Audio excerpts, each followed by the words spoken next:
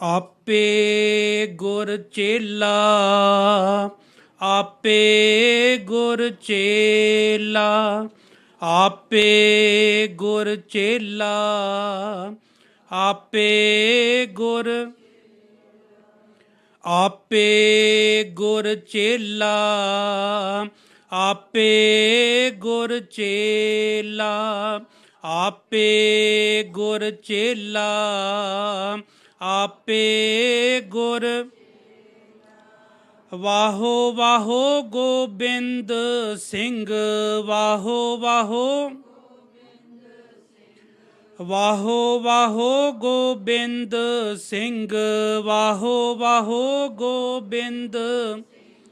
ਆਪੇ ਗੁਰ ਚੇਲਾ, ਆਪੇ ਗੁਰ ਚੇਲਾ, ਆਪੇ ਗੁਰ ਚੇਲਾ, ਆਪੇ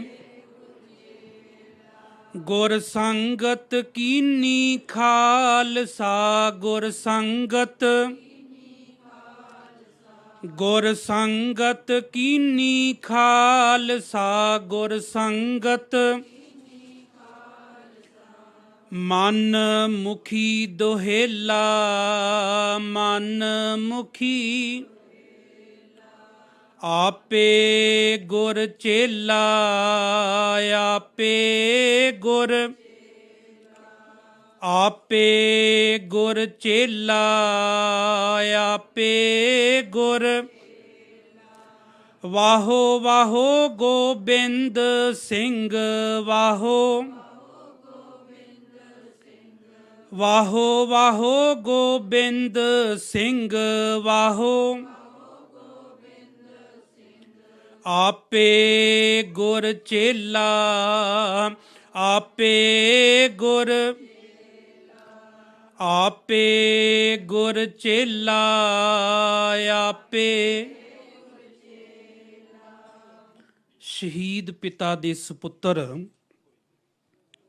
ਅਤੇ ਸ਼ਹੀਦ ਪੁੱਤਰਾਂ ਦੇ ਪਿਤਾ ਸਰਬੰਸ ਦਾਨੀ ਧੰਨ ਧੰਨ ਸਾਹਿਬ ਸ੍ਰੀ ਗੁਰੂ ਗੋਬਿੰਦ ਸਿੰਘ ਜੀ ਮਹਾਰਾਜ, ਤਿੰਨਾਂ ਵੱਲੋਂ ਬਖਸ਼ਿਸ਼ ਕੀਤੀ ਗਈ ਫਤਿਹ ਦੀ ਸਾਰੇ ਜਣੇ ਸਾਂਝ ਪਾਈਏ।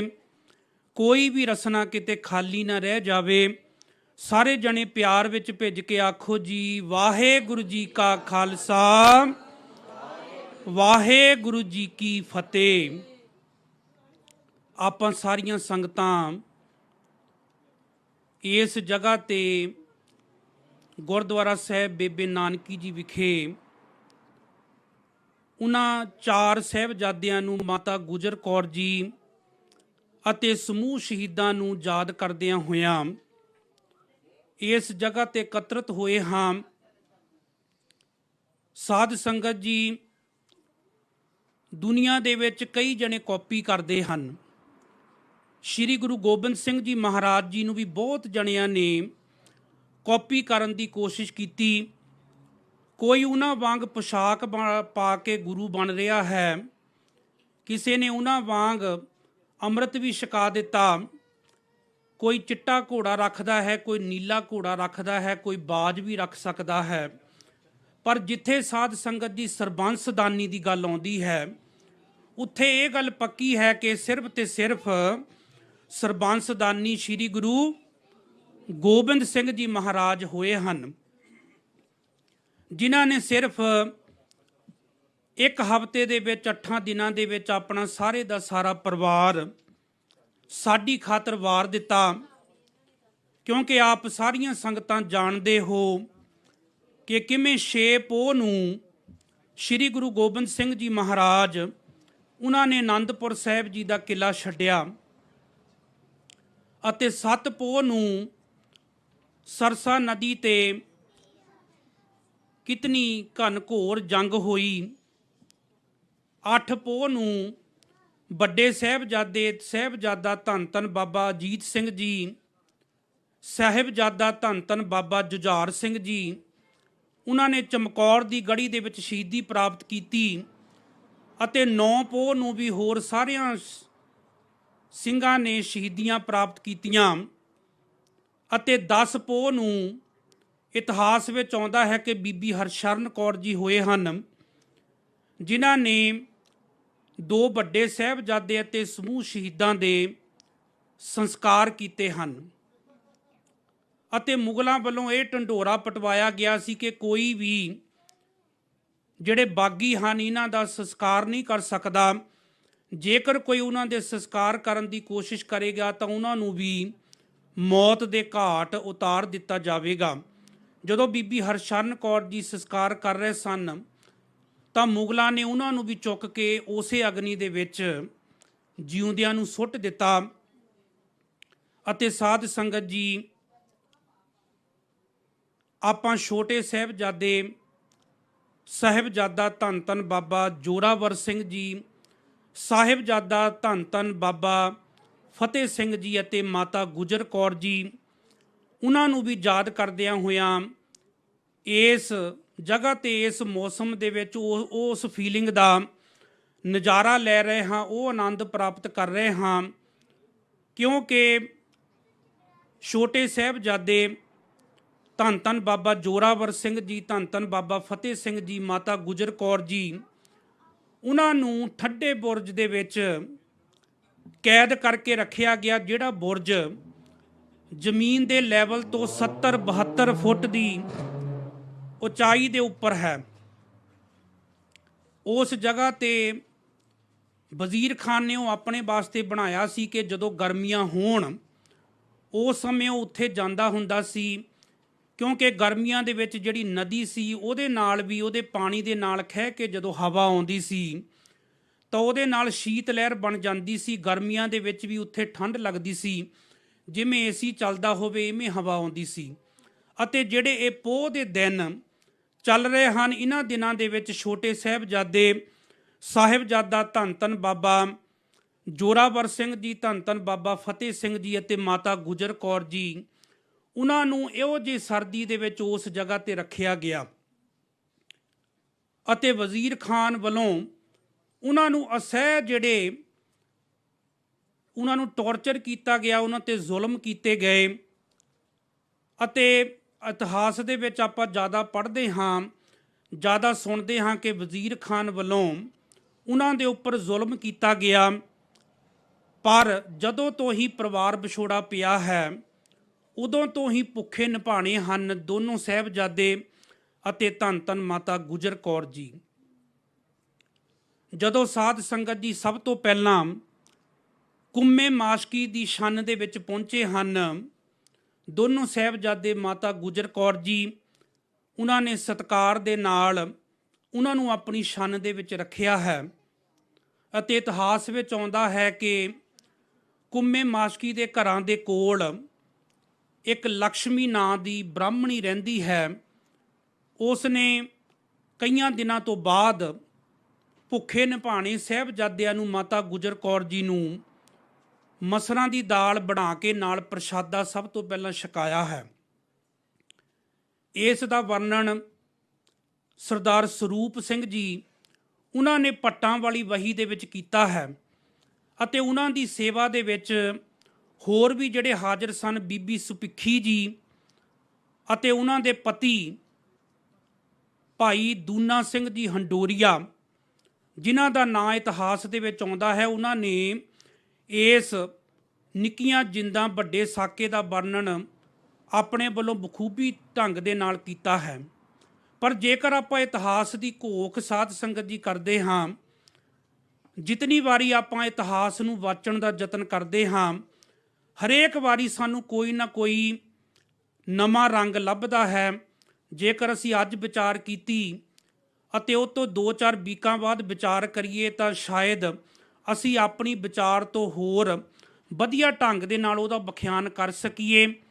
ਪਰ ਜਿਵੇਂ ਜਿਵੇਂ ਇਤਿਹਾਸਕਾਰਾਂ ਨੇ ਲਿਖਿਆ ਹੈ, ਉਹਦੇ ਅਨੁਸਾਰ ਹੀ ਸਾਰੇ ਜਿਹੜੇ ਇਤਿਹਾਸਕਾਰ ਹਨ, ਨਾਵਲਕਾਰ ਹਨ, ਕਵੀ ਹਨ, ਕਥਾਵਾਚਕ ਹਨ, ਰਾਗੀ ਸਾਹਿਬਾਨ ਹਨ, ਉਸੋ ਤਰੀਕੇ ਦੇ ਨਾਲ ਅਤੇ ਆਪਣੀ ਮੱਤ ਦੇ ਨਾਲ ਸਾਹਿਬਜ਼ਾਦਿਆਂ ਦੇ ਸ਼ਹੀਦੀ ਇਤਿਹਾਸ ਦਾ ਵਰਣਨ ਕਰ ਰਹੇ ਹਨ। ਕੁੰਮੇ ਮਾਸ਼ਕੀ ਦੀ ਛੰਨ ਤੋਂ ਬਾਅਦ ਉੱਥੋਂ ਗੁਰੂ ਘਰ ਦਾ ਰਸੋਈਆ ਜਿਹੜਾ ਲਿਖਿਆ ਮਿਲਦਾ ਹੈ, ਗੰਗੂ ਬ੍ਰਾਹਮਣ ਜਿਹਦਾ ਨਾਮ ਹੈ, ਆਪ ਸਾਰੀਆਂ ਸੰਗਤਾਂ ਉਹ ਤਾਂ ਜਾਣਦੇ ਹੀ ਹੋ। ਉਸ ਨੇ ਫਿਰ ਮਾਤਾ ਗੁਜਰ ਕੌਰ ਜੀ ਨੂੰ ਬੇਨਤੀ ਕੀਤੀ ਹੈ ਕਿ ਆਪ ਜੀ ਮੇਰੇ ਨਾਲ ਮੇਰੇ ਪਿੰਡ ਸਹੇੜੀ ਵਿਖੇ ਚੱਲੋ। ਉੱਥੇ ਆਪ ਜੀ ਦੀ ਖਿਦਮਤ ਦੇ ਵਿੱਚ ਕੋਈ ਵੀ ਘਾਟ ਜਿਹੜੀ ਹੈ ਉਹ ਨਹੀਂ ਆਉਣ ਦਿੱਤੀ ਜਾਵੇਗੀ। ਜਦੋਂ ਗੰਗੂ ਬ੍ਰਾਹਮਣ ਮਾਤਾ ਗੁਜਰ ਕੌਰ ਜੀ ਅਤੇ ਦੋਨਾਂ ਸਾਹਿਬਜ਼ਾਦਿਆਂ ਨੂੰ ਉੱਥੋਂ ਲੈ ਕੇ ਨਾਲ ਆਪਣੇ ਪਿੰਡ ਸਹੇੜੀ ਨੂੰ ਆਇਆ ਹੈ, ਸਹੇੜੀ ਪਿੰਡ ਆਉਂਦਾ ਹੈ, ਜਿਹਨੂੰ ਹੁਣ ਖੇੜੀ ਵੀ ਕਿਹਾ ਜਾਂਦਾ ਹੈ, ਕਿਉਂਕਿ ਜਦੋਂ ਧੰਨ ਧੰਨ ਬਾਬਾ ਬੰਦਾ ਸਿੰਘ ਜੀ ਬਹਾਦਰ ਉਹਨਾਂ ਨੇ ਵਜ਼ੀਰ ਖਾਨ ਦੇ ਉੱਪਰ ਵੀ ਹਮਲਾ ਕੀਤਾ ਅਤੇ ਜਿਹੜਾ ਸਹੇੜੀ ਪਿੰਡ ਆ ਉਹਨੂੰ ਵੀ ਬਿਲਕੁਲ ਚਕਨਾਚੂਰ ਕਰ ਦਿੱਤਾ ਸੀ, ਕਿਉਂਕਿ ਜਦੋਂ ਉਹਨਾਂ ਨੂੰ ਗੁਰੂ ਗੋਬਿੰਦ ਸਿੰਘ ਜੀ ਮਹਾਰਾਜ ਜੀ ਨੇ ਥਾਪੜਾ ਦਿੱਤਾ ਕਿ ਇਹਨਾਂ ਨੇ ਕਿਸ ਤਰੀਕੇ ਦੇ ਨਾਲ ਸਾਹਿਬਜ਼ਾਦਿਆਂ ਨੂੰ ਅਤੇ ਮਾਤਾ ਜੀ ਨੂੰ ਮਰਿੰਡੇ ਦੇ ਕੋਤਵਾਲ ਦੇ ਕੋਲ ਪਕੜਾਇਆ ਤੇ ਉਹਨਾਂ ਨੂੰ ਸ਼ਹੀਦ ਕਰ ਦਿੱਤਾ ਗਿਆ। ਸੋ ਗੰਗੂ ਬ੍ਰਾਹਮਣ ਆਪਣੇ ਘਰ ਸਹੇੜੀ ਲੈ ਕੇ ਆਇਆ ਅਤੇ ਜਦੋਂ ਬਾਬਾ ਬੰਦਾ ਸਿੰਘ ਜੀ ਬਹਾਦਰ ਨੇ ਉਸ ਪਿੰਡ ਨੂੰ ਚਕਨਾਚੂਰ ਕੀਤਾ, ਉਸ ਤੋਂ ਬਾਅਦ ਉਸ ਨੂੰ ਅਖੇੜੀ ਕਿਹਾ ਜਾਣ ਲੱਗਾ, ਭਾਵ ਕਿ ਉਖਾੜ ਦਿੱਤਾ ਉਸ ਪਿੰਡ ਨੂੰ, ਅਤੇ ਬਾਅਦ ਵਿੱਚ ਫਿਰ ਖੇੜੀ ਕਿਹਾ ਜਾਣ ਲੱਗ ਪਿਆ। ਪਰ ਉਂਝ ਇਤਿਹਾਸ ਦੇ ਵਿੱਚ ਪਹਿਲਾ ਨਾਂ ਉਸ ਪਿੰਡ ਦਾ ਸਾਧ ਸੰਗਤ ਜੀ ਸਹੇੜੀ ਆਉਂਦਾ ਹੈ। ਗੰਗੂ ਬ੍ਰਾਹਮਣ ਜਿਸ ਨੇ ਕਿ ਸਾਹਿਬਜ਼ਾਦਿਆਂ ਨੂੰ ਅਤੇ ਮਾਤਾ ਗੁਜਰ ਕੌਰ ਜੀ ਨੂੰ ਆਪਣੇ ਪਿੰਡ ਲੈ ਆਇਆ, ਆਪਣੇ ਘਰ ਵੀ ਲੈ ਆਇਆ, ਪਰ ਉਸ ਨੇ ਸਾਹਿਬਜ਼ਾਦਿਆਂ ਦੇ ਛਕਣ ਵਾਸਤੇ ਕੋਈ ਵੀ ਵਧੀਆ ਚੀਜ਼ ਨਹੀਂ ਬਣਾਈ। ਸਾਹਿਬਜ਼ਾਦੇ, ਕਿਉਂਕਿ ਜਿਤਨਾ ਆਪਾਂ ਇਤਿਹਾਸ ਪੜ੍ਹ ਲਈਏ, ਭਾਵੇਂ ਉਹ ਬੱਚੇ ਹਨ, ਭਾਵੇਂ ਲਗਭਗ ਉਹਨਾਂ ਦੀ 7 ਸਾਲ ਦੀ 9 ਸਾਲ ਦੀ ਉਮਰ ਹੈ, ਪਰ ਕਿਸੇ ਵੀ ਇਤਿਹਾਸਕਾਰ ਨੇ ਇੱਕ ਵਾਰੀ ਵੀ ਨਹੀਂ ਲਿਖਿਆ ਕਿ ਜਦੋਂ ਵੀ ਜੰਗਲਾਂ ਦੇ ਵਿੱਚ ਦੀ ਹੁੰਦਿਆਂ ਸਾਹਿਬਜ਼ਾਦੇ ਅਤੇ ਮਾਤਾ ਗੁਜਰ ਕੌਰ ਜੀ ਆਏ ਹਨ ਅਤੇ ਸਾਹਿਬਜ਼ਾਦਿਆਂ ਨੇ ਇੱਕ ਵਾਰੀ ਵੀ ਕਹਿ ਦਿੱਤਾ ਹੋਵੇ ਕਿ ਮਾਤਾ ਜੀ ਸਾਨੂੰ ਭੁੱਖ ਲੱਗੀ ਹੈ। ਇਤਨੇ ਜ਼ਿਗਰੇ ਵਾਲੇ ਸਨ। ਪਰ ਜਦੋਂ ਕੁੰਮੇ ਮਾਸ਼ਕੀ ਦੇ ਘਰ ਤੋਂ ਬਾਅਦ ਵਿੱਚ ਵੀ ਸਹੇੜੀ ਦੇ ਵਿੱਚ ਗੰਗੂ ਬ੍ਰਾਹਮਣ ਦੇ ਘਰ ਪਹੁੰਚੇ ਹਨ ਤਾਂ ਉਸਨੇ ਪ੍ਰਸ਼ਾਦੇ ਆਦਿਕ ਦਾ ਵੀ ਕੋਈ ਪ੍ਰਬੰਧ ਨਹੀਂ ਕੀਤਾ। ਇਹ ਵੀ ਗੰਗੂ ਬ੍ਰਾਹਮਣ ਤੋਂ ਇਹ ਤਸੀਹੇ ਦੇਣੇ ਸ਼ੁਰੂ ਹੋ ਗਏ ਸਨ। ਵਜ਼ੀਰ ਖਾਨ ਦਾ ਤਾਂ ਬਾਅਦ ਵਿੱਚ ਨੰਬਰ ਆਉਂਦਾ ਹੈ। ਸੋ ਮਾਤਾ ਜੀ ਨੇ ਗੰਗੂ ਨੂੰ ਕਿਹਾ ਕਿ ਬੇਟਾ, ਬੱਚੇ 2 ਦਿਨਾਂ ਤੋਂ ਭੁੱਖੇ ਹਨ, ਇਹਨਾਂ ਨੂੰ ਵੀ ਕੁਝ ਨਾ ਕੁਝ ਖਾਣ ਵਾਸਤੇ ਚਾਹੀਦਾ ਹੈ। ਜੰਗਲ ਦਾ ਰਸਤਾ ਤੈਅ ਕਰਕੇ ਅਸੀਂ ਤੁਹਾਡੇ ਨਾਲ ਇੱਥੇ ਪਹੁੰਚੇ ਹਾਂ, ਇਹਨਾਂ ਨੂੰ ਭੁੱਖ ਲੱਗੀ ਹੈ, ਕੋਈ ਨਾ ਕੋਈ ਖਾਣ ਵਾਸਤੇ ਇਹਨਾਂ ਵਾਸਤੇ ਸਿਰਫ ਦਾਲ ਫੁਲਕੇ ਦਾ ਹੀ ਪ੍ਰਬੰਧ ਕਰ ਦਿੱਤਾ ਜਾਵੇ। ਫਿਰ ਸਾਧ ਸੰਗਤ ਜੀ ਇਤਿਹਾਸਕਾਰ ਲਿਖਦੇ ਹਨ ਕਿ ਗੰਗੂ ਬ੍ਰਾਹਮਣ ਨੇ ਪਹਿਲਾਂ ਦੀਆਂ ਪਈਆਂ ਰੁੱਖੀਆਂ ਸੁੱਖੀਆਂ ਰੋਟੀਆਂ ਸਾਹਿਬਜ਼ਾਦਿਆਂ ਦੇ ਅੱਗੇ ਧਰ ਦਿੱਤੀਆਂ, ਦਾਲ ਧਰ ਦਿੱਤੀ, ਸਾਹਿਬਜ਼ਾਦਿਆਂ ਦੇ ਸਾਹਮਣੇ ਰੱਖ ਦਿੱਤੀ। ਛੋਟੇ ਬੱਚੇ ਹਨ, ਉਹ ਜਦੋਂ ਖਾ ਰਹੇ ਹਨ, ਇਤਨੀਆਂ ਸੁੱਕੀਆਂ ਰੋਟੀਆਂ ਹਨ ਕਿ ਉਹਨਾਂ ਦੇ ਗਲੇ ਦੇ ਅੰਦਰ ਜਾਣ ਦਾ ਨਾਂ ਨਹੀਂ ਲੈ ਰਹੀਆਂ, ਅਤੇ ਦਾਲ ਸਬਜ਼ੀ ਦੇ ਵਿੱਚ ਵੀ ਇਤਨੀ ਮਿਰਚ ਹੈ। ਸਾਹਿਬਜ਼ਾਦੇ ਵੀ ਮਾਤਾ ਜੀ ਨੂੰ ਕਹਿ ਰਹੇ ਹਨ ਕਿ ਮਾਤਾ ਜੀ, ਇਹ ਤਾਂ ਰੋਟੀਆਂ ਇਹੋ ਜਿਹੀਆਂ ਹਨ ਕਿ ਜਿਨ੍ਹਾਂ ਨੂੰ ਕੋਈ ਕਾਂ ਆਦਿਕ, ਕੁੱਤੇ ਆਦਿਕ ਵੀ ਨਹੀਂ ਖਾਂਦੇ। ਇਹੋ ਜਿਹਾ ਪ੍ਰਸ਼ਾਦਾ ਗੰਗੂ ਨੇ ਸਾਡੇ ਸਾਹਮਣੇ ਖਾਣ ਵਾਸਤੇ ਰੱਖਿਆ ਹੈ। ਫਿਰ ਸਾਧ ਸੰਗਤ ਜੀ ਇਤਿਹਾਸ ਵਿੱਚ ਆਉਂਦਾ ਹੈ ਕਿ ਮਾਤਾ ਗੁਜਰ ਕੌਰ ਜੀ ਨੇ ਗੰਗੂ ਦੇ ਕੋਲ ਬੇਨਤੀ ਕੀਤੀ ਹੈ ਕਿ ਗੰਗੂ ਬੇਟਾ, ਬੱਚੇ ਕਹਿ ਰਹੇ ਹਨ ਕਿ ਸਬਜ਼ੀ ਦੇ ਵਿੱਚ ਮਿਰਚ ਵੀ ਕਾਫੀ ਹੈ ਤੇ ਰੋਟੀਆਂ ਵੀ ਉਹਨਾਂ ਦੇ ਕੋਲੋਂ ਨਹੀਂ ਖਾਧੀਆਂ ਜਾ ਰਹੀਆਂ। ਇਸ ਕਰਕੇ ਮਾਤਾ ਗੁਜਰ ਕੌਰ ਜੀ ਨੇ ਆਪਣੀ ਖੁਰਜੀ ਦੇ ਵਿੱਚੋਂ ਇੱਕ ਸੋਨੇ ਦੀ ਅਸ਼ਰਫੀ ਕੱਢੀ ਹੈ ਅਤੇ ਗੰਗੂ ਨੂੰ ਕਿਹਾ ਹੈ ਕਿ ਬੇਟਾ, ਇਹਦੇ ਨਾਲ ਇਹਨਾਂ ਵਾਸਤੇ ਕੋਈ ਮਿੱਠਾ ਦੁਕਾਨ ਤੋਂ ਲੈ ਆਓ, ਕਿਉਂਕਿ ਸਾਹਿਬਜ਼ਾਦੇ ਪਤਾਸੇ ਬਹੁਤ ਪਿਆਰ ਦੇ ਨਾਲ ਖਾਂਦੇ ਸਨ। ਸ਼੍ਰੀ ਗੁਰੂ ਗੋਬਿੰਦ ਸਿੰਘ ਜੀ ਮਹਾਰਾਜ, ਮਾਤਾ ਜੀਤੋ ਜੀ, ਉਹ ਵੀ ਉਹਨਾਂ ਨੂੰ ਇਹ ਪਿਆਰ ਦੇ ਨਾਲ ਛਕਾਉਂਦੇ ਸਨ ਕਿ ਗੁਰੂ ਘਰ ਦਾ ਪ੍ਰਸ਼ਾਦ ਹੈ, ਕਿ ਤੁਸੀਂ ਬਾਹਰਲੀਆਂ ਹੋਰ ਚੀਜ਼ਾਂ ਨਹੀਂ ਖਾਣੀਆਂ। ਜੇ ਤੁਹਾਡਾ ਮਿੱਠਾ ਖਾਣ ਵਾਸਤੇ ਚਿੱਤ ਕਰਦਾ ਹੈ ਤਾਂ ਤੁਸੀਂ ਪਤਾਸੇ ਖਾਣੇ ਹਨ। ਤਾਂ ਸਾਹਿਬਜ਼ਾਦਿਆਂ ਵਾਸਤੇ ਗੰਗੂ ਬ੍ਰਾਹਮਣ ਉਸ ਇੱਕ ਸੋਨੇ ਦੀ ਅਸ਼ਰਫੀ ਦੇ ਨਾਲ ਬਾਹਰੋਂ ਜਾ ਕੇ ਸਾਧ ਸੰਗਤ ਜੀ ਪਤਾਸੇ ਲੈ ਕੇ ਆਉਂਦਾ ਹੈ। ਪਰ ਲਿਆਉਂਦਿਆਂ ਉਹਦੇ ਮਨ ਵਿੱਚ ਵਿਉਂਤ ਬਣ ਜਾਂਦੀ ਹੈ ਕਿ ਮਾਤਾ ਜੀ ਦੇ ਕੋਲ ਸੋਨੇ ਦੀਆਂ ਕਈ ਅਸ਼ਰਫੀਆਂ ਹਨ, ਮਾਤਾ ਜੀ ਦੇ ਕੋਲ ਸੋਨੇ ਦੇ ਗਹਿਣੇ ਹਨ, ਮਾਤਾ ਜੀ ਦੇ ਕੋਲ ਨਕਦੀ ਕਾਫੀ ਹੈ, ਅਤੇ ਕਿਉਂ ਨਾ ਇਹਨੂੰ ਚੋਰੀ ਕਰ ਲਿਆ ਜਾਵੇ। ਥੋੜ੍ਹੇ ਹੀ ਇੱਕ ਦਿਨ ਦੇ ਵਿੱਚ ਅਸੀਂ ਮਾਲਾ ਮਾਲ ਹੋ ਜਾਵਾਂਗੇ। ਸੋ ਉਸ ਨੇ ਗੰਗੂ ਬ੍ਰਾਹਮਣ ਨੇ ਆਪਣੀ ਮਾਤਾ ਦੇ ਨਾਲ ਸਲਾਹ ਕੀਤੀ ਹੈ ਕਿ ਮਾਤਾ ਜੀ ਕਿਉਂ ਨਾ ਅਸੀਂ ਨਾ ਮਾਇਆ ਨੂੰ ਚਰਾ ਲਈਏ, ਜਿਹੜੀ ਖੁਰਜੀ ਹੈ ਮਾਤਾ ਗੁਜਰ ਕੌਰ ਜੀ ਦੇ ਕੋਲ, ਇਹਨੂੰ ਅਸੀਂ ਚੋਰੀ ਹਥਿਆ ਲਈਏ। ਪਰ ਗੰਗੂ ਦੀ ਮਾਂ ਉਸ ਨੇ ਚੋਰੀ ਕਰਨ ਵਾਸਤੇ ਹਾਮੀ ਨਹੀਂ ਭਰੀ। ਪਰ ਫਿਰ ਵੀ ਗੰਗੂ ਬ੍ਰਾਹਮਣ ਜਿਹਦਾ ਮਨ ਲਾਲਚ ਦੇ ਵਿੱਚ ਆਇਆ ਹੋਇਆ ਸੀ, ਮਨ ਦੇ ਵਿੱਚ ਕਮੀਨਗੀ ਭਰ ਗਈ ਸੀ, ਉਸ ਨੇ ਕੀ ਕੀਤਾ ਕਿ ਫਿਰ ਰਾਤ ਨੂੰ ਜਦੋਂ ਸੁੱਤੇ ਪਏ ਸਨ ਮਾਤਾ ਗੁਜਰ ਕੌਰ ਜੀ ਅਤੇ ਦੋਨੋਂ ਛੋਟੇ ਸਾਹਿਬਜ਼ਾਦੇ, ਫਿਰ ਗੰਗੂ ਬ੍ਰਾਹਮਣ ਨੇ ਉਹ ਖੁਰਜੀ ਜਿਹੜੀ ਹੈ ਉੱਥੋਂ ਚੁੱਕ ਲਈ। ਉਹਦੇ ਵਿੱਚ ਹੀ ਸਾਰਾ ਗਹਿਣਾ ਗੱਟਾ, ਨਗਦੀ, ਅਸ਼ਰਫੀਆਂ ਸਾਰਾ ਕੁਝ ਸਮੇਟ ਲਿਆ। ਅਤੇ ਮਾਤਾ ਜੀ ਨੂੰ ਭਿਣਕ ਤਾਂ ਪੈ ਗਈ ਸੀ ਕਿ ਗੰਗੂ ਨੇ ਇੱਥੋਂ ਜਿਹੜੀ ਖੁਰਜੀ ਹੈ ਚੁੱਕੀ ਹੈ। ਫਿਰ ਮਾਤਾ ਜੀ ਨੇ ਕਿਹਾ ਕਿ ਮੈਨੂੰ ਪਤਾ ਹੈ ਕਿ ਤੁਹਾਡੇ ਕੋਲ ਸਾਡੀ ਇਹ ਖੁਰਜੀ ਹੈ, ਪਰ ਤੁਸੀਂ ਜਿਤਨੀ ਵੀ ਤੁਹਾਨੂੰ ਮਾਇਆ ਚਾਹੀਦੀ ਹੈ ਤੁਹਾਨੂੰ ਅਸੀਂ ਆਪ ਹੀ ਉਹਦੇ ਵਿੱਚੋਂ ਦੇ ਦਿੰਦੇ ਹਾਂ। ਪਰ ਇਹ ਲੋੜ ਪੈਣ 'ਤੇ, ਕਿਉਂਕਿ ਅਸੀਂ ਘਰ ਤੋਂ ਬਾਹਰ ਹਾਂ, ਮਹਿਲਾਂ ਦੇ ਵਿੱਚ ਰਹਿਣ ਵਾਲੇ ਬੱਚੇ ਸਾਡੇ ਨਾਲ ਹਨ, ਪਤਾ ਨਹੀਂ ਕਦੋਂ ਅਸੀਂ ਗੁਰੂ ਗੋਬਿੰਦ ਸਿੰਘ ਜੀ ਦੇ ਕੋਲ ਪਹੁੰਚਣਾ ਹੈ, ਕਿਤਨੇ ਕੁ ਸਾਨੂੰ ਦਿਨ ਲੱਗਣਗੇ, ਕਿਤਨੇ ਮਹੀਨੇ ਲੱਗਣਗੇ, ਕੁਝ ਨਹੀਂ ਪਤਾ।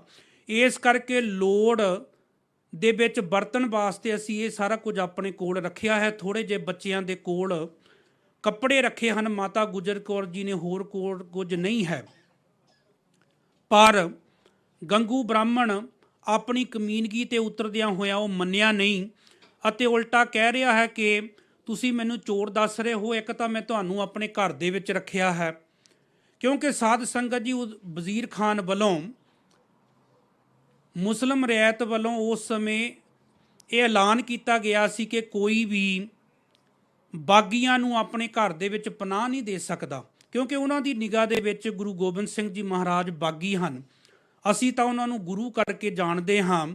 ਸਾਡੇ ਮਨ ਵਿੱਚ ਗੁਰੂ ਗੋਬਿੰਦ ਸਿੰਘ ਜੀ ਮਹਾਰਾਜ ਜੀ ਦਾ, ਮਾਤਾ ਗੁਜਰ ਕੌਰ ਜੀ ਦਾ, ਸਾਹਿਬਜ਼ਾਦਿਆਂ ਦਾ ਸਤਿਕਾਰ ਹੈ, ਪਰ ਉਹ ਬਾਗੀ ਆਖ ਰਹੇ ਹਨ। ਇਸ ਕਰਕੇ ਹੋਰ ਆਪਣੀ ਕਮੀਨਗੀ ਦਾ ਸਬੂਤ ਦਿੰਦਿਆਂ ਹੋਇਆਂ ਗੰਗੂ ਬ੍ਰਾਹਮਣ ਨੇ ਮੋਰਿੰਡੇ ਦੇ ਕੋਤਵਾਲ ਦੇ ਕੋਲ ਜਾ ਕੇ ਸ਼ਿਕਾਇਤ ਕੀਤੀ ਹੈ ਕਿ ਦੋਨੋਂ ਸਾਹਿਬਜ਼ਾਦੇ ਗੁਰੂ ਗੋਬਿੰਦ ਸਿੰਘ ਜੀ ਦੇ ਲਾਲ, ਉਹਨਾਂ ਦੇ ਫਰਜ਼ੰਦ ਸਾਹਿਬਜ਼ਾਦਾ ਬਾਬਾ ਜੋਰਾਵਰ ਸਿੰਘ ਜੀ, ਸਾਹਿਬਜ਼ਾਦਾ ਬਾਬਾ ਫਤਿਹ ਸਿੰਘ ਜੀ, ਉਹ ਇਸ ਵਕਤ ਮੇਰੇ ਕੋਲ, ਮੇਰੇ ਪਿੰਡ ਸਹੇੜੀ ਦੇ ਵਿੱਚ, ਮੇਰੇ ਘਰ ਦੇ ਵਿੱਚ ਹਨ, ਅਤੇ ਉਹਨਾਂ ਨੂੰ ਮੈਂ ਇਸ ਸ਼ਰਤ 'ਤੇ ਪਕੜਾ ਸਕਦਾ ਹਾਂ ਕਿ ਮੈਨੂੰ ਵੀ ਮਾਲਾ ਮਾਲ ਕੀਤਾ ਜਾਵੇ, ਮੈਨੂੰ ਉਹਦਾ ਕੁਛ ਨਾ ਕੁਝ ਦਿੱਤਾ ਜਾਵੇ।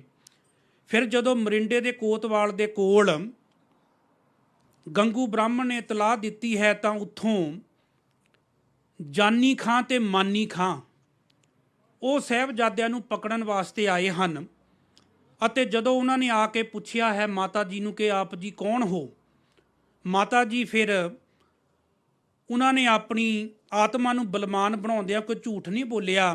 ਉਹਨਾਂ ਨੇ ਆਖਿਆ ਕਿ ਮੈਂ ਗੁਰੂ ਗੋਬਿੰਦ ਸਿੰਘ ਜੀ ਦੀ ਮਾਤਾ ਹਾਂ, ਅਤੇ ਇਹ ਜਿਹੜੇ ਦੋ ਲਾਲ ਹਨ ਇਹ ਸ਼੍ਰੀ ਗੁਰੂ ਗੋਬਿੰਦ ਸਿੰਘ ਜੀ ਮਹਾਰਾਜ ਜੀ ਦੇ ਦੋ ਛੋਟੇ ਸਾਹਿਬਜ਼ਾਦੇ ਹਨ, ਅਤੇ ਸਰਸਾ ਨਦੀ 'ਤੇ ਸਾਡਾ ਵਿਛੋੜਾ ਪੈ ਗਿਆ, ਉਸੇ ਕਰਕੇ ਉੱਥੋਂ ਵਿਛੜਦਿਆਂ ਹੋਇਆਂ ਅਸੀਂ ਇਸ ਪਿੰਡ ਦੇ ਵਿੱਚ ਆ ਗਏ ਹਾਂ।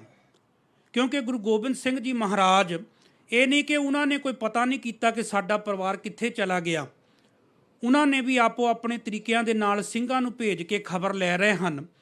ਕਿਉਂਕਿ ਸਰਦਾਰ ਸਰੂਪ ਸਿੰਘ ਜੀ ਉਹ ਪੱਟਾਂ ਵਾਲੀ ਬਹੀ ਦੇ ਵਿੱਚ ਲਿਖਦੇ ਹਨ, ਇਤਿਹਾਸ ਵਿੱਚ ਆਉਂਦਾ ਹੈ ਕਿ ਸਭ ਤੋਂ ਪਹਿਲਾਂ ਉਹਨਾਂ ਨੇ ਕੁੰਮੇ ਮਾਸ਼ਕੀ ਦੇ ਘਰ ਵੀ ਕਿਸੇ ਨੂੰ ਭੇਜਿਆ, ਪਰ ਜਿਤਨਾ ਚਿਰ ਉਹ ਸਿੰਘ ਕੁੰਮੇ ਮਾਸ਼ਕੀ ਦੇ ਘਰ ਵਿਖੇ ਆਏ ਹਨ ਸਾਹਿਬਜ਼ਾਦਿਆਂ ਨੂੰ ਅਤੇ ਮਾਤਾ ਜੀ ਨੂੰ ਦੇਖਣ ਵਾਸਤੇ, ਪਰ ਉਤਨਾ ਚਿਰ ਗੰਗੂ ਬ੍ਰਾਹਮਣ ਸੀ ਜਿਹੜਾ ਉਹ ਸਾਹਿਬਜ਼ਾਦਿਆਂ ਨੂੰ ਲੈ ਕੇ, ਮਾਤਾ ਗੁਜਰ ਕੌਰ ਜੀ ਨੂੰ ਲੈ ਕੇ ਆਪਣੇ ਪਿੰਡ ਸਹੇੜੀ ਪਹੁੰਚ ਚੁੱਕਾ ਹੈ। ਫਿਰ ਜਦੋਂ ਉੱਥੇ ਪਹੁੰਚਦੇ ਹਨ, ਫਿਰ ਪਤਾ ਲੱਗਾ ਸਿੰਘਾਂ ਦੇ ਕੋਲ ਜਦੋਂ ਅਗਲੀ ਖਬਰ ਗੁਰੂ ਗੋਬਿੰਦ ਸਿੰਘ ਜੀ ਮਹਾਰਾਜ ਜੀ ਤੱਕ ਪਹੁੰਚਣੀ ਸੀ, ਪਰ ਉਤਨਾ ਚਿਰ ਤੱਕ ਬਹੁਤ ਸਮਾਂ ਕਾਫੀ ਹੋ ਚੁੱਕਾ ਸੀ, ਦੇਰ ਹੋ ਚੁੱਕੀ ਸੀ। ਸੋ ਮੋਰਿੰਡੇ ਦੀ ਕੋਤਵਾਲੀ ਦੇ ਵਿੱਚ ਦੋਨਾਂ ਸਾਹਿਬਜ਼ਾਦਿਆਂ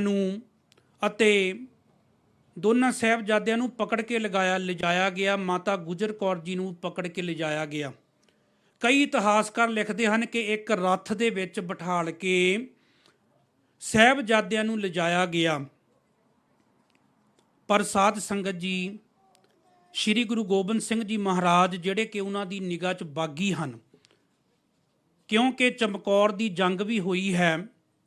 ਬਹੁਤ ਸਾਰੇ ਸੈਨਾਪਤੀ ਅਤੇ ਜਿਹੜੇ ਮੁਸਲਿਮ ਰਿਆਸਤ ਦੇ ਸੈਨਿਕ ਹਨ, ਉਹ ਉੱਥੇ ਚਮਕੌਰ ਦੀ ਜੰਗ ਦੇ ਵਿੱਚ ਵੀ ਮਾਰੇ ਗਏ ਹਨ।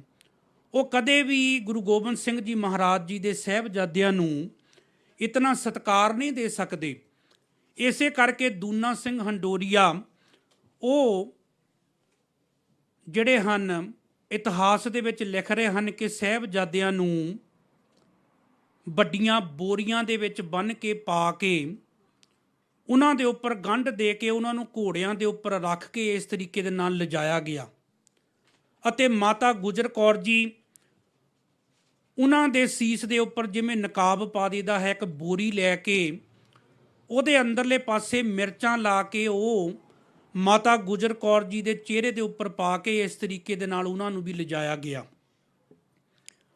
ਅਤੇ ਜਾਨੀ ਖਾਂ ਤੇ ਮਾਨੀ ਖਾਂ, ਇਹ ਦੋਨੋਂ ਜਣੇ ਜਦੋਂ ਸਾਹਿਬਜ਼ਾਦਿਆਂ ਨੂੰ ਕੋਤਵਾਲੀ ਦੇ ਵਿੱਚ ਲੈ ਕੇ ਜਾਂਦੇ ਹਨ, ਮੋਰਿੰਡੇ ਦੇ ਵਿੱਚ ਕੋਤਵਾਲੀ ਸਾਹਿਬ ਗੁਰਦੁਆਰਾ ਸਾਹਿਬ ਵੀ ਬਣਿਆ ਹੈ, ਜਿੱਥੇ ਆਪ ਜੀ ਉਸ ਜੇਲ੍ਹ ਦੇ ਬਿਲਕੁਲ ਬਖੂਬੀ ਦਰਸ਼ਨ ਕਰ ਸਕਦੇ ਹੋ। ਕਿਉਂਕਿ ਜਿਵੇਂ ਚਮਕੌਰ ਦੀ ਗੜੀ ਹੈ, ਉੱਥੇ ਜਿਹੜੀ ਪੁਰਾਣੀਆਂ ਨਿਸ਼ਾਨੀਆਂ ਹਨ ਉਹ ਨਹੀਂ ਰੱਖੀਆਂ ਗਈਆਂ। ਹੁਣ ਕਿਤੇ ਵੀ ਤੁਸੀਂ ਚਮਕੌਰ ਦੀ ਗੜੀ ਨੂੰ ਨਹੀਂ ਦੇਖ ਸਕਦੇ, ਪਰ ਜਿਹੜਾ ਕੋਤਵਾਲੀ ਸਾਹਿਬ ਗੁਰਦੁਆਰਾ ਸਾਹਿਬ ਹੈ ਮੋਰਿੰਡੇ ਦੇ ਵਿੱਚ, ਉੱਥੇ ਜਿਹੜੀ ਕੋਤਵਾਲੀ ਸੀ ਬਿਲਕੁਲ ਜੇਲ੍ਹ ਹੂਬਹੂ ਉਸੇ ਤਰ੍ਹਾਂ ਹੈ। ਆਪ ਜੀ ਕਿਤੇ ਇੰਡੀਆ ਜਾਓ ਤਾਂ ਉੱਥੇ ਦਰਸ਼ਨ ਕਰ ਸਕਦੇ ਹੋ, ਜਿੱਥੇ ਦੋਨੋਂ ਸਾਹਿਬਜ਼ਾਦਿਆਂ ਨੂੰ ਇੱਕ ਰਾਤ ਵਾਸਤੇ, ਇੱਕ ਦਿਨ ਵਾਸਤੇ ਉਸ ਕੋਤਵਾਲੀ ਦੇ ਵਿੱਚ, ਉਸ ਥਾਣੇ ਦੇ ਵਿੱਚ ਰੱਖਿਆ ਗਿਆ। ਫਿਰ ਸਾਧ ਸੰਗਤ ਜੀ, ਜਾਨੀ ਖਾਂ ਤੇ ਮਾਨੀ ਖਾਂ, ਉਹਨਾਂ ਦੇ ਮਨ ਵਿੱਚ ਵੀ ਸੀ ਕਿ ਆਪਣੇ ਵੱਡੇ ਸੂਬੇ ਦੇ ਵਜ਼ੀਰ ਨੂੰ ਜੇਕਰ ਖੁਸ਼ ਕਰਨਾ ਹੈ ਤਾਂ ਉਹ ਤਾਂ ਸਾਡੇ ਤੋਂ ਖੁਸ਼ ਹੋ ਜਾਵੇਗਾ ਜੇਕਰ ਇਹਨਾਂ ਸਾਹਿਬਜ਼ਾਦਿਆਂ ਨੂੰ ਅਸੀਂ ਇਸਲਾਮ ਕਬੂਲ ਕਰਵਾ ਦਈਏ। ਅਤੇ ਵਜ਼ੀਰ ਖਾਨ ਬਹੁਤ ਖੁਸ਼ ਹੋਵੇਗਾ ਕਿ ਸਾਡਾ ਦੁਸ਼ਮਣ ਗੁਰੂ ਗੋਬਿੰਦ ਸਿੰਘ, ਉਹਨਾਂ ਦੇ ਜਿਹੜੇ ਬੱਚੇ ਹਨ ਉਹਨਾਂ ਨੇ ਇਸਲਾਮ ਨੂੰ ਕਬੂਲ ਕਰ ਲਿਆ ਹੈ ਅਤੇ ਬਹੁਤ ਉਮਰਾਂ ਦੇ ਵਿੱਚ ਛੋਟੇ ਹਨ, ਇਹਨਾਂ ਨੂੰ ਥੋੜ੍ਹਾ ਬਹੁਤਾ ਕੁੱਟਿਆ ਮਾਰਿਆ ਤਾਂ ਇਹ ਜਲਦੀ ਹੀ ਇਸਲਾਮ ਕਬੂਲ ਕਰ ਲੈਣਗੇ। ਫਿਰ ਇਤਿਹਾਸ ਵਿੱਚ ਆਉਂਦਾ ਹੈ ਸਾਧ ਸੰਗਤ ਜੀ, ਦੋਨਾਂ ਸਾਹਿਬਜ਼ਾਦਿਆਂ ਨੂੰ ਜੇਲ੍ਹ ਦੇ ਵਿੱਚ ਵੀ ਉਹਨਾਂ ਦੇ ਨਾਲ ਕੁੱਟਮਾਰ ਕੀਤੀ ਗਈ। ਉਹਨਾਂ ਨੂੰ ਬਹੁਤ ਡਰਾਵੇ ਦੇ ਕੇ ਇਹ ਮਨਾਉਣ ਦੀ ਕੋਸ਼ਿਸ਼ ਕੀਤੀ ਗਈ ਕਿ ਤੁਸੀਂ ਇਸਲਾਮ ਧਰਮ ਨੂੰ ਕਬੂਲ ਕਰ ਲਓ, ਪਰ ਸਾਹਿਬਜ਼ਾਦਿਆਂ ਨੇ ਉਹਨਾਂ ਦੀ ਇੱਕ ਨਹੀਂ ਮੰਨੀ। ਅਤੇ ਜਦੋਂ 10 ਪੋਹ, 11 ਪੋਹ ਤੇ 12 ਪੋਹ ਤਿੰਨੇ ਦਿਨ ਕਚਹਿਰੀਆਂ ਦੇ ਵਿੱਚ, ਸੂਬੇ ਦੀ ਕਚਹਿਰੀ ਦੇ ਵਿੱਚ ਸਾਹਿਬਜ਼ਾਦਿਆਂ ਨੂੰ ਪੇਸ਼ ਕੀਤਾ ਜਾਂਦਾ ਹੈ। ਪਹਿਲੇ ਦਿਨ ਦੀ ਕਚਹਿਰੀ ਦੇ ਵਿੱਚ ਜਦੋਂ ਦੋਵੇਂ ਸਾਹਿਬਜ਼ਾਦੇ ਅੰਦਰ ਬਣ ਲੱਗਦੇ ਹਨ, ਦੇਖਦੇ ਹਨ ਕਿ ਬਾਹਰ ਬਹੁਤ ਭੀੜ ਇਕੱਠੀ ਹੋਈ ਹੈ।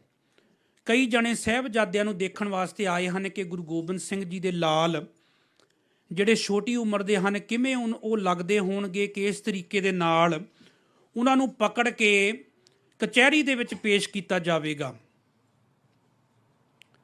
ਦੋਨੋਂ ਸਾਹਿਬਜ਼ਾਦੇ ਜਦੋਂ ਅੰਦਰ ਬਣ ਲੱਗਦੇ ਹਨ ਤਾਂ ਇੱਕ ਵੱਡਾ ਦਰਵਾਜ਼ਾ ਲੱਗਾ ਹੈ, ਉਹਦੇ ਵਿੱਚ ਇੱਕ ਖਿੜਕੀ ਖੁੱਲੀ ਰੱਖੀ ਗਈ ਹੈ ਅਤੇ ਸਾਹਿਬਜ਼ਾਦਿਆਂ ਨੂੰ ਕਿਹਾ ਜਾਂਦਾ ਹੈ ਕਿ ਤੁਸੀਂ ਜਦੋਂ ਵਜ਼ੀਰ ਖਾਨ ਦੇ ਸਾਹਮਣੇ ਜਾਓਗੇ ਤਾਂ ਉਹਨੂੰ ਪਹਿਲਾਂ ਤੁਸੀਂ ਸਲਾਮ ਕਰਨੀ ਹੈ। ਕਿਉਂਕਿ ਪਹਿਲਾਂ ਪਹਿਲ ਜਦੋਂ ਮੁਸਲਿਮ ਰਾਜ ਸੀ, ਭਾਵੇਂ ਕੋਈ ਵੀ ਮੁਸਲਿਮ ਸ਼ਾਸਕ ਹੋਵੇ, ਭਾਵੇਂ ਕੋਈ ਸੈਨਿਕ ਹੋਵੇ, ਭਾਵੇਂ ਕੋਈ ਵੱਡਾ ਰਾਜਾ ਹੋਵੇ, ਜਿਹੜੇ ਵੀ ਲੋਕੀ ਜਾਂ ਰਾਹਗੀਰ ਕੋਲੋਂ ਵੀ ਲੰਘਦੇ ਸਨ ਉਹ 7 ਵਾਰ ਸਲਾਮਾ ਕਰਦੇ ਸਨ।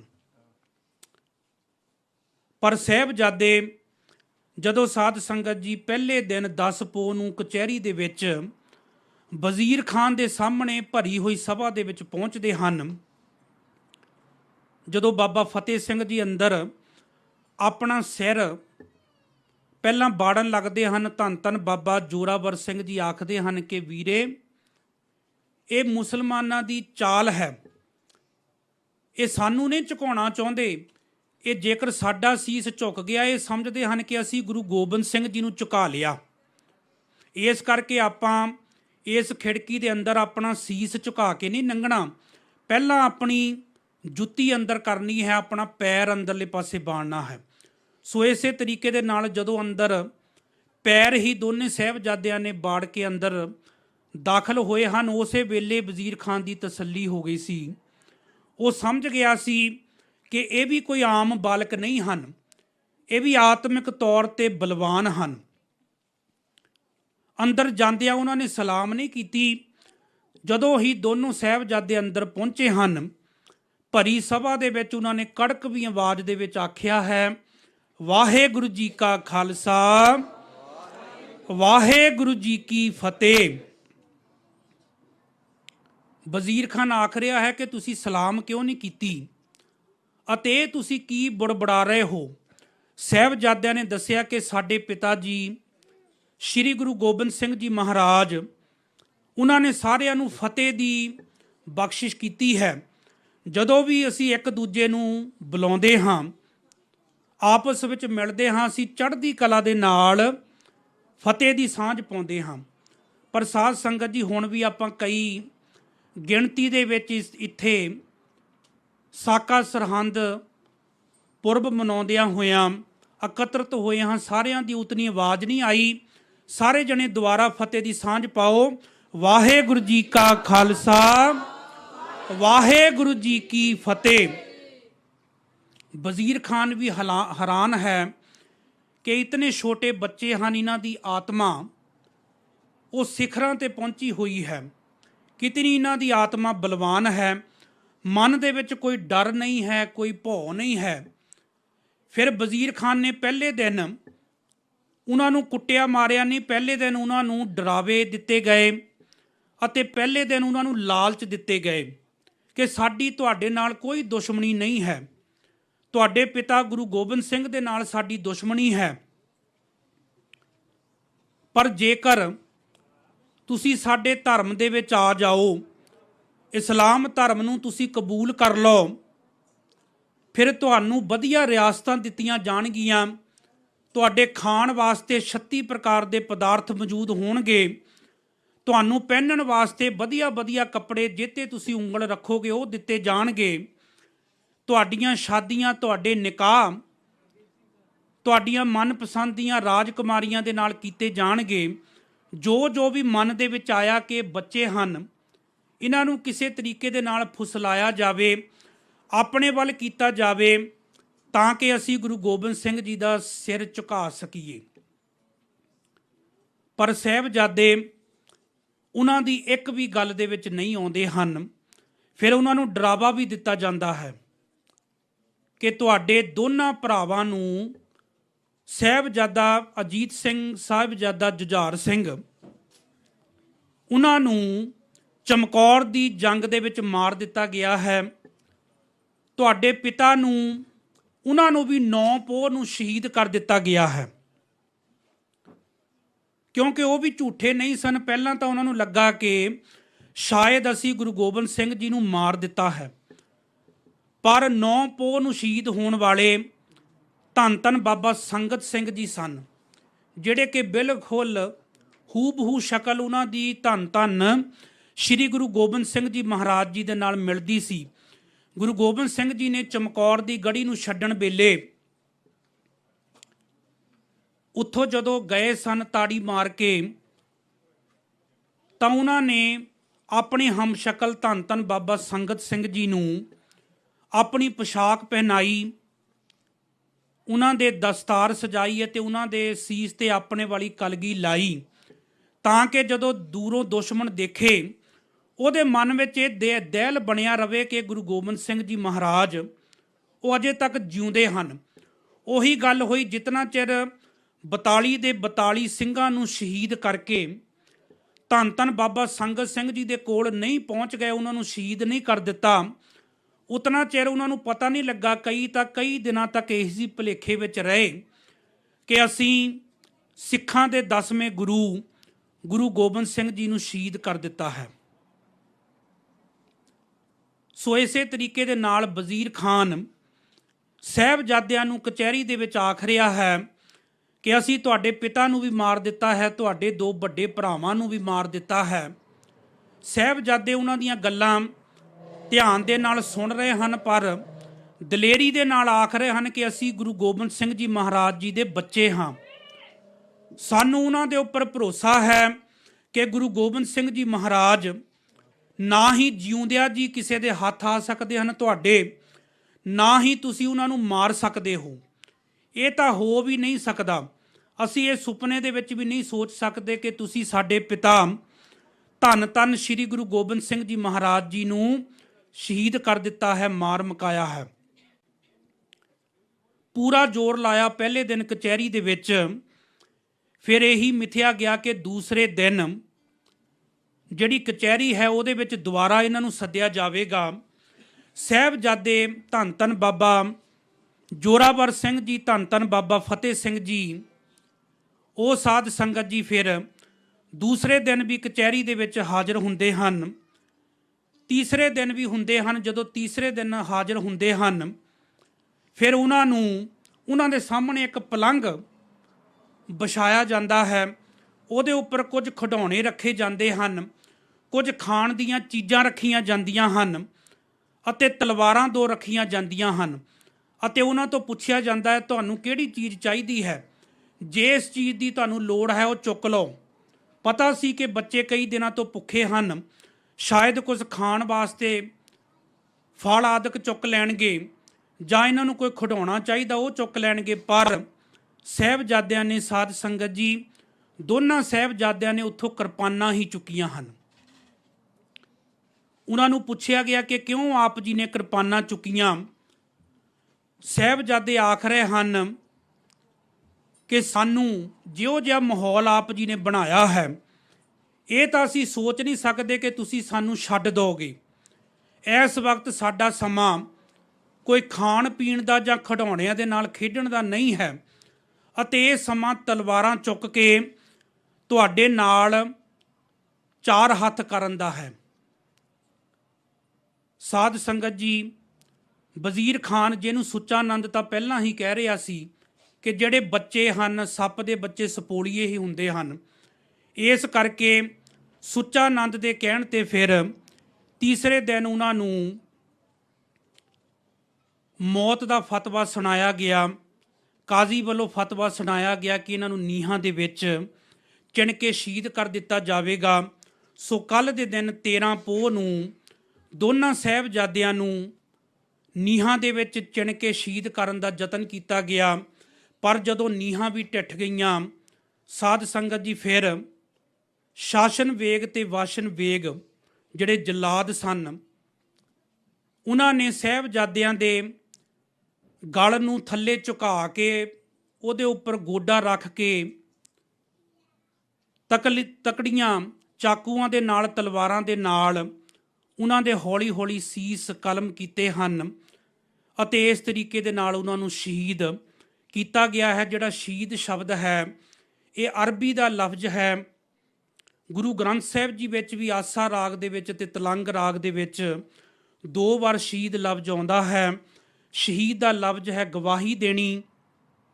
ਸੋ ਸਾਹਿਬਜ਼ਾਦਿਆਂ ਨੇ ਸਾਡੀ ਧਰਮ ਦੀ ਖਾਤਰ ਆਪਣੇ ਆਪੇ ਨੂੰ ਕੁਰਬਾਨ ਕਰਕੇ ਸ਼ਹੀਦ ਹੋ ਕੇ ਗਵਾਹੀ ਦਿੱਤੀ ਹੈ। ਸਾਧ ਸੰਗਤ ਜੀ, ਸਮਾਂ ਸਮਾਪਤੀ ਵੱਲ ਵੱਧ ਰਿਹਾ ਹੈ। ਸੋ ਸਾਰਾ ਇਤਿਹਾਸ ਨਹੀਂ ਸਰਵਣ ਕਰਾਇਆ ਜਾ ਸਕਦਾ। ਅੱਜ ਲੋੜ ਹੈ ਕਿ ਆਪਾਂ ਸਾਰੇ ਜਣੇ ਇਸ ਜਗ੍ਹਾ 'ਤੇ ਇਕੱਤਰਿਤ ਹੋਏ ਹਾਂ। ਸਾਹਿਬਜ਼ਾਦਿਆਂ ਦੇ ਜਿਹੜੇ ਦਿਹਾੜੇ ਮਨਾਏ ਜਾ ਰਹੇ ਹਨ, ਆਪਾਂ ਵੀ ਕੋਸ਼ਿਸ਼ ਕਰੀਏ ਉਹਨਾਂ ਵਾਂਗ, ਜਿਵੇਂ ਉਹਨਾਂ ਨੇ ਆਪਣੀ ਸਿੱਖੀ ਜਿਹੜੀ ਹੈ ਕੇਸਾਂ ਸਵਾਸਾਂ ਦੇ ਨਾਲ ਨਿਭਾਈ, ਆਪਾਂ ਵੀ ਕਿਤੇ ਤਿੜਕ ਨਾ ਜਾਈਏ, ਆਪਣੇ ਧਰਮ ਦੇ ਵਿੱਚ ਪਰਪੱਕ ਹੋਈਏ। ਕਿਉਂਕਿ ਗੁਰੂ ਨਾਨਕ ਪਾਤਸ਼ਾਹ ਜੀ ਨੇ ਵੀ ਪਹਿਲਾਂ ਇਹੀ ਕਿਹਾ ਸੀ, ਨਾ ਕੋ ਹਿੰਦੂ ਨਾ ਕੋ ਮੁਸਲਮਾਨ, ਕਿ ਜਿਹੜਾ ਆਪਣੇ ਧਰਮ ਦੇ ਵਿੱਚ ਪਰਪੱਕ ਹੋਵੇ, ਇਹ ਜਿਹੜਾ ਹਿੰਦੂ ਹੈ ਉਹ ਆਪਣੇ ਧਰਮ ਦੇ ਵਿੱਚ ਪਰਪੱਕ ਹੋਵੇ, ਜਿਹੜਾ ਮੁਸਲਮਾਨ ਹੈ ਉਹ ਆਪਣੇ ਧਰਮ ਦੇ ਵਿੱਚ ਪੂਰਾ ਪੱਕਾ ਬਣੇ। ਸੋ ਆਪਾਂ ਵੀ ਆਪਣੇ ਧਰਮ ਦੇ ਤੌਰ ਤੇ ਆਪਣੇ ਜਿਹੜੇ ਇਖਲਾਕੀ ਫਰਜ਼ ਹਨ ਉਹਨਾਂ ਨੂੰ ਨਿਭਾਈਏ। ਸਾਹਿਬਜ਼ਾਦੇ ਜਿਹੜੇ ਕਿ ਛੋਟੀ ਉਮਰ ਦੇ ਵਿੱਚ ਨਿੱਕੀਆਂ ਜਿੰਦਾਂ ਤੇ ਵੱਡੇ ਸਾਕੇ ਕਰ ਗਏ, ਉਹਨਾਂ ਨੂੰ ਜਿਵੇਂ ਉਹਨਾਂ ਦੇ ਦਾਦੀ ਜੀ ਨੇ ਸ਼ਹੀਦੀ ਇਤਿਹਾਸ ਸਰਵਣ ਕਰਾ ਕਰਾ ਕੇ ਉਹਨਾਂ ਦਾ ਮਨ ਬਿਲਕੁਲ ਦ੍ਰਿੜ ਬਣਾ ਦਿੱਤਾ ਸੀ, ਤਿਵੇਂ ਹੀ ਅਸੀਂ ਵੀ ਆਪਣੇ ਬੱਚਿਆਂ ਨੂੰ ਸਾਰੇ ਜਣੇ ਸ਼ਹੀਦੀ ਇਤਿਹਾਸ ਜ਼ਰੂਰ ਸਰਵਣ ਕਰਾਈਏ ਕਿ ਕਿਵੇਂ ਸਾਹਿਬਜ਼ਾਦੇ ਸ਼ਹੀਦ ਹੋਏ, ਕਿਵੇਂ ਉਹਨਾਂ ਦੇ ਦਾਦਾ ਜੀ ਸ਼੍ਰੀ ਗੁਰੂ ਤੇਗ ਬਹਾਦਰ ਸਾਹਿਬ ਜੀ ਮਹਾਰਾਜ ਸ਼ਹੀਦ ਹੋਏ, ਕਿਵੇਂ ਉਹਨਾਂ ਦੇ ਦਾਦਾ ਜੀ ਧੰਨ ਧੰਨ ਸ਼੍ਰੀ ਗੁਰੂ ਅਰਜਨ ਦੇਵ ਜੀ ਮਹਾਰਾਜ, ਉਹਨਾਂ ਨੇ ਤੱਤੀ ਤਵੀ ਤੇ ਬਹਿ ਕੇ ਸਭ ਤੋਂ ਪਹਿਲਾਂ ਸ਼ਹੀਦੀ ਦੀ ਪਰਿਭਾਸ਼ਾ ਨੂੰ ਬਿਲਕੁਲ ਸਾਰਿਆਂ ਦੇ ਸਾਹਮਣੇ ਦਰਸਾਇਆ ਅਤੇ ਤੇਰਾ ਕੀਆ ਮਿੱਠਾ ਲਾਗੇ ਉਚਾਰਨ ਕਰਦਿਆਂ ਤੱਤੀ ਤਵੀ ਤੇ ਬੈਠ ਕੇ ਸ਼ਹੀਦੀ ਦਿੱਤੀ। ਸੋ ਦਾਸ ਸਿੱਖ ਚੈਨਲ ਦਾ ਬਹੁਤ ਤਹਿ ਦਿਲੋਂ ਧੰਨਵਾਦੀ ਹਾਂ। ਸਤਿਕਾਰਯੋਗ ਸਰਦਾਰ ਦਵਿੰਦਰ ਸਿੰਘ ਜੀ ਬੱਲ, ਸਰਦਾਰ ਜਗਤਾਰ ਸਿੰਘ ਜੀ, ਬੀਬੀ ਰਮਨਦੀਪ ਕੌਰ ਜੀ, ਬੀਬੀ ਗੁਰਪ੍ਰੀਤ ਕੌਰ ਜੀ, ਸਾਰੇ ਹੀ ਸਿੱਖ ਚੈਨਲ ਦੀ ਜਿਹੜੀ ਟੀਮ ਹੈ ਉਹਨਾਂ ਦਾ ਮੈਂ ਇਸ ਕਰਕੇ ਧੰਨਵਾਦ ਕਰਦਾ ਹਾਂ ਕਿਉਂਕਿ ਬਹੁਤ ਵਧੀਆ ਉਹਨਾਂ ਵੱਲੋਂ ਪ੍ਰੋਗਰਾਮ ਉਲੀਕੇ ਜਾਂਦੇ ਹਨ। ਇਹ ਜਿਹੜਾ ਪ੍ਰੋਗਰਾਮ ਹੈ ਇਹ ਵੀ ਇਸ ਕਰਕੇ ਉਲੀਕਿਆ ਗਿਆ, ਇਸ ਕਰਕੇ ਆਪਾਂ ਇੱਥੇ ਠੰਡੀ ਜਗ੍ਹਾ ਤੇ ਬੈਠੇ ਹਾਂ ਤਾਂ ਕਿ ਜਿਹੜੇ ਸਾਹਿਬਜ਼ਾਦੇ 72 ਫੁੱਟ ਦੀ ਉਚਾਈ ਤੇ ਸਰਹੰਦ ਦੇ ਵਿੱਚ ਠੰਡੇ ਬੁਰਜ ਦੇ ਵਿੱਚ ਕੈਦ ਸਨ, ਕਿਵੇਂ ਉਹਨਾਂ ਦੇ ਬੁੱਲ ਨੀਲੇ ਹੋ ਗਏ, ਉਹਨਾਂ ਦੇ ਹੱਥ ਨੀਲੇ ਹੋ ਗਏ, ਉਹਨਾਂ ਦੇ ਪੈਰ ਨੀਲੇ ਹੋ ਗਏ, ਫਿਰ ਵੀ ਉਹਨਾਂ ਨੇ ਸੀ ਤੱਕ ਨਹੀਂ ਕੀਤੀ, ਆਪਣੇ ਧਰਮ ਦੇ ਵਿੱਚ ਪਰਪੱਕ ਰਹੇ ਅਤੇ ਮੌਤ ਦੇ ਨਾਲ ਜਦੋਂ ਲਾੜੀ ਮੌਤ ਦੇ ਨਾਲ ਵੀ ਵਿਆਹੇ ਗਏ, ਉਹਨਾਂ ਨੇ ਸੀ ਤੱਕ ਨਹੀਂ ਕੀਤੀ, ਆਪਣੀ ਦਾਦੀ ਨੂੰ ਪਿਆਰ ਦੇ ਨਾਲ ਅਲਵਿਦਾ ਆਖ ਕੇ ਗਏ ਹਨ। ਸੋ ਧੰਨਵਾਦ।